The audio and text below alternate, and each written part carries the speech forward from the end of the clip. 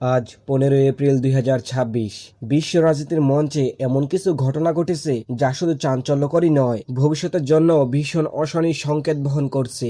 আজ আপনাদের সামনে তুলে ধরছি দুটি বড় খবর, যেগুলো কিনা একসাথে মিলিয়ে দেখলে এক ভয়ঙ্কর বাস্তবতার ছবি পরিষ্কার হয়ে উঠবে। প্রথম ঘটনাটি ঘিরে রয়েছে ইরানি একটি উচ্চ পর্যায়ের ডেলিগেশন। অভিযোগ উঠেছে পাকিস্তান থেকে ফেরার পথে তাদের বিমানকে নাকি মাঝ আকাশে ধ্বংস করার একটি পরিকল্পনা তৈরি করা হয়েছিল। আর এই অভিযোগ কোনো সাধারণ সূত্র থেকে নয়। এই ডেলিগেশনের একজন সদস্য প্রফেসর মোহাম্মদ মানদারি নিজে বিষয়টি প্রকাশ্যে এনেছেন।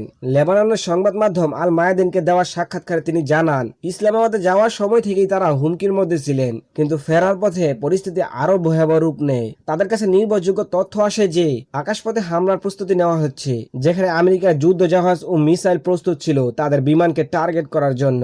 বিপদের আঁচ পেয়ে শেষ মুহূর্তে তারা তাদের বিমানের গতিপথ পরিবর্তন করে সরাসরি তেহরান না গিয়ে অন্য একটি শহরে অবতরণ করে। এরপর গাড়ি এবং ট্রেন নিয়ে বহু ঝুঁকি নিয়ে অবশেষে দেশে ফিরেন। এই পুরো ঘটনাটি শুধু একটি নাটকীয় বেঁচে থাকার গল্প নয়, এটি আন্তর্জাতিক কূটনৈতিক নিরাপত্তা নিয়েও বড় প্রশ্ন তুলে দিয়েছে। মারানদের বক্তব্য অনুযায়ী এই ঘটনার পর ইরানের মধ্যে আমেরিকার প্রতি অবিশ্বাস বহু গুণে বেড়ে গেছে। এমনকি ইরানের পররাষ্ট্রমন্ত্রী আব্বাস আরাগাজিও সরাসরি প্রশ্ন তুলেছেন, আমরা কিভাবে আমেরিকার উপর বিশ্বাস করব? কারণ এর আগেও কূটনৈতিক আলোচনার সময় নিরাপত্তা আশ্বাস দেওয়া হয়েছিল, কিন্তু বাস্তবতার প্রতিফলন দেখা যায়নি। এই ঘটনার পর ইরান তাদের সামরিক বাহিনীকে আরো উচ্চ সতর্কতা থাকতে নির্দেশ দিয়েছে। স্পষ্ট বোঝা যাচ্ছে দুই দেশের সম্পর্ক এখন এমন পর্যায়ে পৌঁছেছে যেখানে কূটনীতিকরাও নিরাপদ নয়। আর যদি এই অভিযোগ সত্যি হয়, তাহলে এটি আন্তর্জাতিক আইনের চোখে একেবারে সরাসরি যুদ্ধাপরাধ হিসেবে বিবেচিত হবে। এবার আসি দ্বিতীয় খবরের দিকে, যা পরিস্থিতিকে আরো উত্তপ্ত করে তুলেছে।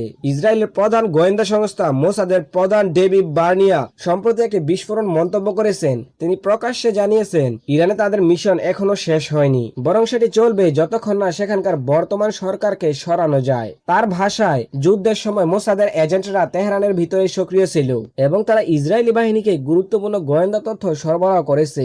এই তথ্যের উপর ভিত্তি করে ইরানের বিভিন্ন সামরিক সক্ষমতা নষ্ট করা সম্ভব হয়েছে বলে দাবি করেন তিনি।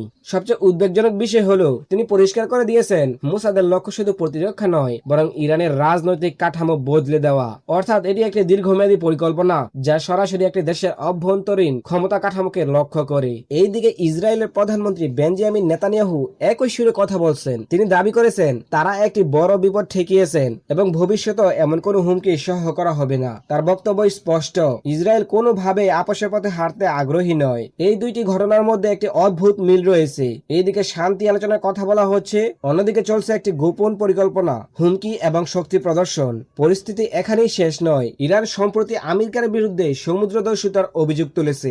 একই সঙ্গে তেহরানের রাস্তায় হাজার হাজার মানুষ বিক্ষোভে নেমেছে। তাদের দাবি আর কোনো আলোচনা নয়, সরাসরি প্রতিক্রিয়া। এই উত্তেজনাপূর্ণ পরিবেশের মধ্যেই পাকিস্তান আবারও প্রস্তাব দিয়েছে তারা আলোচনার জন্য একটি নিরপেক্ষ প্ল্যাটফর্ম দিতে প্রস্তুত। কিন্তু প্রশ্ন হলো, এই পরিস্থিতিতে কি সত্যি কোনো আলোচনা ফলপ্রসূ হতে পারে?